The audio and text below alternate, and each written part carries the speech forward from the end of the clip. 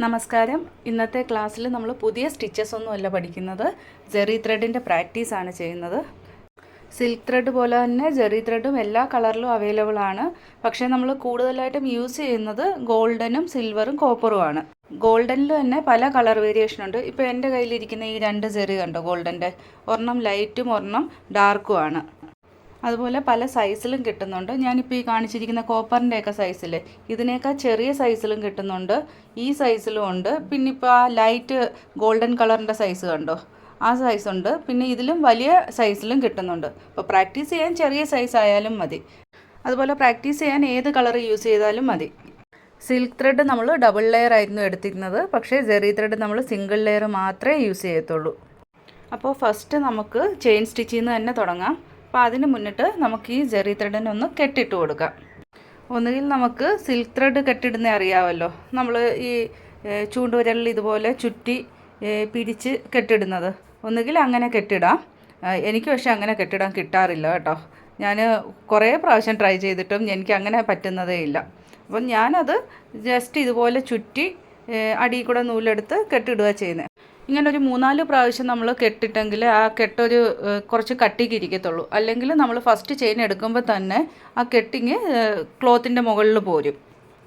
ഇതുപോലെ കുറച്ച് കട്ടിക്ക് തന്നെ കെട്ടിടണം. ഇനി ആ എക്സസ് ഉള്ള ത്രെഡ് വേണമെങ്കിൽ നിങ്ങൾക്ക് കട്ട് ചെയ്ത് കളയാം. പിന്നെ സിൽക്ക് ത്രെഡ് പിടിക്കുന്ന പോലെ തന്നെയാണ് നമ്മൾ ജെറി ത്രെഡും പിടിക്കുന്നത്. ഇതുപോലെ പിടിച്ചതിന് ശേഷം നമുക്ക് കൈ ക്ലോത്തിൻ്റെ താഴെ കൊണ്ടുപോകാം. അതിനുശേഷം ഈ നീഡിൽ ഇതുപോലെ നമുക്ക് കോർത്തെടുക്കണം. ഫസ്റ്റ് നീഡിൽ കുത്തി നമുക്ക് ജെറി ത്രെഡിനെ മുകളിലേക്ക് എടുക്കണം. അതിനുശേഷം ഓപ്പോസിറ്റ് സൈഡിൽ ലോക്ക് സ്റ്റിച്ച് ഇട്ട് കൊടുക്കുക. വീണ്ടും നീഡിൽ തിരിച്ച് നമുക്ക് സ്റ്റിച്ച് ചെയ്യേണ്ട സൈഡിലേക്ക് കൊണ്ടുവന്ന് ചെയിൻ കണ്ടിന്യൂ ചെയ്യുക. സ്റ്റിച്ച് പഠിപ്പിക്കേണ്ട ആവശ്യമില്ലല്ലോ, കാരണം സിൽക്ക് ത്രെഡിൽ നമ്മൾ ഒരുപാട് പ്രാക്ടീസ് ചെയ്തതാണ്. അപ്പം ഇത് ജസ്റ്റ് നമുക്ക് പ്രാക്ടീസ് ചെയ്താൽ മാത്രം മതി. സിൽക്ക് ത്രെഡ് ഡബിൾ ലെയർ നിങ്ങൾക്ക് നന്നായിട്ട് ചെയ്യാൻ പറ്റുന്നുണ്ടെങ്കിൽ ഇത് ഈസി ആയിട്ട് ചെയ്യാൻ പറ്റും. ഇതിന് പ്രത്യേകിച്ച് പ്രാക്ടീസിനായിട്ട് സമയം കളയേണ്ട ആവശ്യമേ വരത്തില്ല. ജസ്റ്റ് സ്റ്റിച്ച് മാത്രം ഒരു പ്രാവശ്യം ചെയ്തു നോക്കിയാൽ മതി. ഔട്ട്ലൈൻ സ്റ്റിച്ചുകൾ അല്ലെങ്കിൽ ബോർഡർ സ്റ്റിച്ചുകളൊക്കെ നമ്മൾ കൂടുതലും ജെറി ത്രെഡിലായിരിക്കും കൊടുക്കുന്നത്. അപ്പോൾ എപ്പോഴും ചെറിയ ചെയിൻ പ്രാക്ടീസ് ചെയ്യാൻ ശ്രദ്ധിച്ചാൽ മതി. ചെയിൻ്റെ ലാസ്റ്റിൽ സിൽക്ക് ത്രെഡ് ചെയ്ത പോലെ തന്നെ നമുക്ക് എൻഡ് നോട്ട് ഇട്ട് കൊടുക്കാം. താഴോട്ട് പിടിക്കുമ്പോൾ ആ ത്രെഡ് വന്നില്ല എന്നുണ്ടെങ്കിൽ താഴേന്ന് നമ്മൾ നീഡിൽ മുകളിലേക്ക് കുത്തി അതിൻ്റെ ആ ഒരു ഹുക്ക് പാർട്ടുണ്ടല്ലോ, ആ ഹുക്ക് കൊണ്ട് നമുക്ക് ആ ത്രെഡിനെ താഴേക്ക് ഇതുപോലെ ഒന്ന് പിടിച്ചാൽ മതി. ഇനി നമുക്ക് ഡബിൾ ചെയിൻ സ്റ്റിച്ച് പ്രാക്ടീസ് ചെയ്യാം. ഇവിടെ ഞാൻ ലോക്ക് സ്റ്റിച്ച് ഇടുന്നില്ല, ഡയറക്റ്റ് ഞാൻ ചെയിൻ സ്റ്റിച്ച് ചെയ്ത് പോവാണ്. ഈ സ്റ്റിച്ചൊക്കെ ഞാൻ സ്പീഡിൽ തന്നെ കാണിച്ചു പോവാണ്, കാരണം ഇതൊന്നും ഇനി പഠിപ്പിക്കേണ്ട ആവശ്യമില്ലല്ലോ, കാരണം ഇതൊക്കെ നിങ്ങൾ പ്രാക്ടീസ് ചെയ്തതാണ്.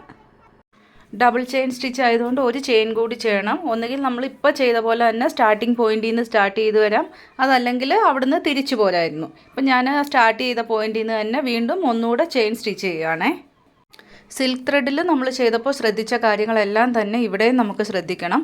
ഫസ്റ്റ് ലെയർ ചെയിൻ സ്റ്റിച്ച് ചെയ്തപ്പോൾ നമുക്ക് എവിടെയൊക്കെയാണോ നീഡിൽ കുത്തിയത് അതേ സ്ഥലത്ത് തന്നെ ആയിരിക്കണം സെക്കൻഡ് ലെയർ സ്റ്റിച്ച് ചെയ്യുമ്പോഴും നീഡിൽ കുത്തേണ്ടത്. ആ 2 ലെയർ ശ്രദ്ധിച്ചോ, ഓരോ ലൂപ്പും സെയിം തന്നെയാണ്. അതായത് എവിടെ ഫസ്റ്റ് ലെയറിൽ നമ്മൾ നീഡിൽ കുത്തി ഓരോ ചെയിൻ എടുത്തോ അതേ സ്ഥലത്ത് തന്നെയാണ് സെക്കൻഡ് ലെയറിലും എടുത്തിരിക്കുന്നത്. രണ്ടും ഒരുപോലെ തന്നെ ഇരിക്കണം.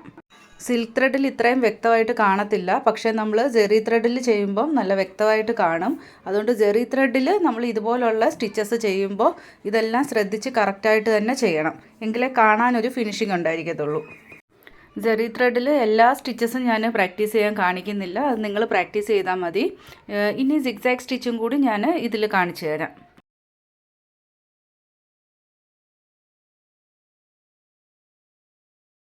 കഴിഞ്ഞ ക്ലാസ്സിൽ നമ്മൾ ഷോർട്ട് സിഗ്സാഗ് പഠിച്ചല്ലോ, അപ്പോൾ അത് ഞാനിവിടെ കാണിച്ചു തരാം. കട്ട് വർക്ക് സ്റ്റിച്ചുകൾ നമ്മൾ ജെറി ത്രെഡിലാണ് ചെയ്യുന്നത്. അപ്പോൾ നമ്മൾ ഈ സിഗ്സാഗ് സ്റ്റിച്ചാണ് യൂസ് ചെയ്യുന്നത്. അതുപോലെ കട്ട് വർക്കിൻ്റെ ഹണികോം സ്റ്റിച്ചുകളൊക്കെ ചെയ്യുമ്പോൾ നമുക്ക് ഇതുപോലെ അടുപ്പിച്ചുള്ള സിഗ്സാഗ് ചെയ്യണം. അത് കുറച്ച് ഗ്യാപ്പ് വിട്ടിട്ട് ഞാനത് കാണിച്ചു തരാം. നിങ്ങൾ പ്രാക്ടീസ് ചെയ്യുമ്പോൾ ഒരു ചെയിനിൽ തന്നെ 2 സ്റ്റിച്ചുകൾ പ്രാക്ടീസ് ചെയ്യാതെ സെപ്പറേറ്റ് ആയിട്ട് തന്നെ ചെയ്യണം കേട്ടോ. ഇത്രയും ദിവസം സിൽക്ക് ത്രെഡിൽ പ്രാക്ടീസ് ചെയ്തിട്ടുള്ളത് കൊണ്ട് നിങ്ങൾക്കിപ്പോൾ ത്രെഡ് എങ്ങനെ ഫ്രെയിമിൻ്റെ അടിയിൽ അഡ്ജസ്റ്റ് ചെയ്ത് പിടിക്കണമെന്നും നീഡിൽ എങ്ങനെ റൊട്ടേറ്റ് ചെയ്യണമെന്നൊക്കെ നന്നായിട്ട് പ്രാക്ടീസ് ആയിട്ടുണ്ട്. അപ്പോൾ അതുകൊണ്ട് നിങ്ങൾക്ക് ജെറി ത്രെഡിൽ പ്രാക്ടീസ് ചെയ്യുമ്പം എന്തായാലും നിങ്ങൾക്ക് ഈ തുണി ചുരുങ്ങുന്ന പ്രോബ്ലംസോ അല്ലെങ്കിൽ ത്രെഡ് കട്ടാവുന്ന പ്രോബ്ലംസോ അങ്ങനെയുള്ള ഒന്നും ഉണ്ടാവത്തില്ല. ഇനി ജെറി ത്രെഡിൽ തന്നെ കർവും കോർണറും കൂടി ഒന്ന് കാണിച്ചേക്കാം. അപ്പോൾ അതിനായിട്ട് ഞാനിവിടെ ഒരു മാംഗോ ഷേപ്പ് ഡ്രോ ചെയ്യുകയാണ്. ഇനി ഒരു ലീഫ് ഷേപ്പും കൂടി ചെയ്യാം. അതാകുമ്പോൾ ആ ലീഫിൻ്റെ കോർണറും കൂടി നമുക്ക് പ്രാക്ടീസ് ആവുമല്ലോ. ഇവിടെ ഫസ്റ്റ് നീഡിൽ കുത്തി ത്രെഡ് എടുത്തു ഞാൻ ലോക്ക് സ്റ്റിച്ച് ഇട്ട് കൊടുക്കുന്നുണ്ട്. അതിന് ശേഷം നമുക്ക് സ്റ്റിച്ച് ചെയ്ത് പോകാം.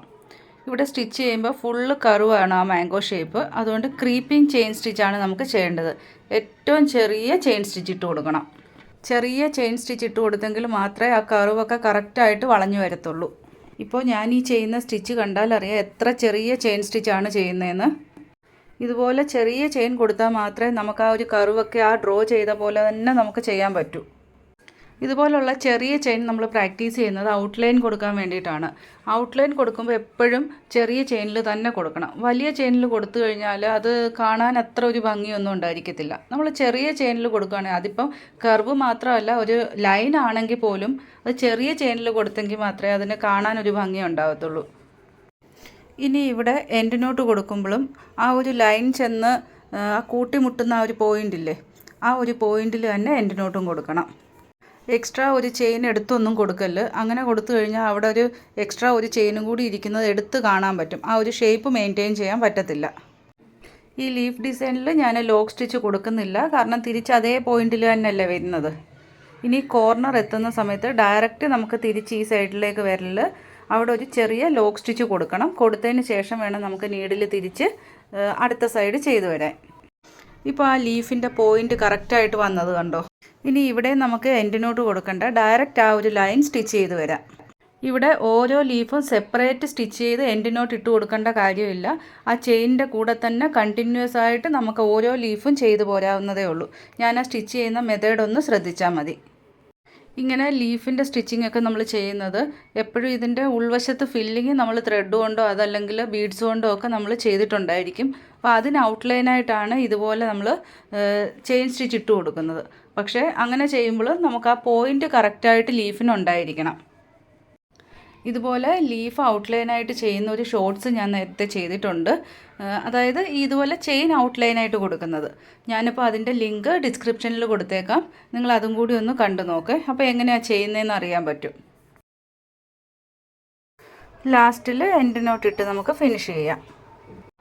ഇനി നിങ്ങൾ പ്രാക്ടീസ് ചെയ്യേണ്ടത് ഇതുവരെ നമ്മൾ പഠിച്ച എല്ലാ സ്റ്റിച്ചുകളും ഉണ്ടല്ലോ, ചെയിൻ സ്റ്റിച്ച്, ഡബിൾ ചെയിൻ സ്റ്റിച്ചിൽ തന്നെ type 1 and 2, overlap chain stitch, back chain stitch, loop chain stitch, പിന്നെ സിഗ്സാഗ് സ്റ്റിച്ച്. സിഗ്സാഗ് ടൈപ്പ് 1ൽ 2 മെത്തേഡ് ഉണ്ടായിരുന്നു, സിംഗിളും ഡബിളും. അതുപോലെ സിഗ്സാഗിൽ വിത്ത് ചെയിനിൽ 3 ടൈപ്പ് ഉണ്ട്.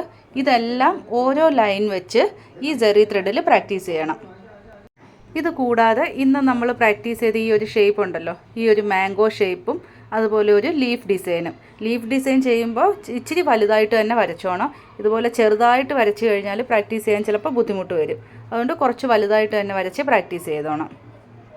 അപ്പോൾ ഇന്നത്തെ ക്ലാസ് മനസ്സിലായല്ലോ. വീഡിയോ ഇഷ്ടമായെങ്കിൽ ലൈക്ക് ചെയ്യാൻ മറക്കരുത്. ഇനി അടുത്ത ക്ലാസ്സിൽ കാണാം. താങ്ക്